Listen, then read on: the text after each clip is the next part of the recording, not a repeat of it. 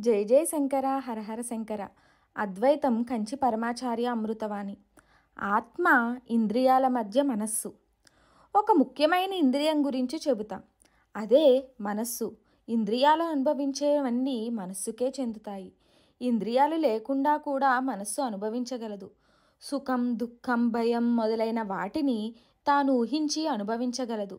వివాహం వల్ల సుఖం, బంధుమరణం వల్ల దుఃఖం, పొరుగువానికి లాటరీ తగిలితే ఈర్ష, ఇవన్నీ మనసులోనే తిన్నగా పుడతాయి.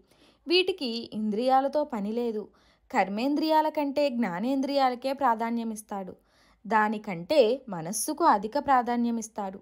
మాదక ద్రవ్యాలకే ఎందుకు తహతహలాడుతున్నాడు? మత్తు వల్ల ఇంద్రియాలు దెబ్బతిన్నా అవి తీసుకునేటప్పుడు ఆనందం కలగడం వల్లనే. అప్పుడు బుద్ధి కూడా పనిచేయదు. అయినా దుఃఖాన్ని మరిచిపోవడం కోసం, మానసిక తృప్తి కోసం వాటికి బానిసైపోతున్నాడు.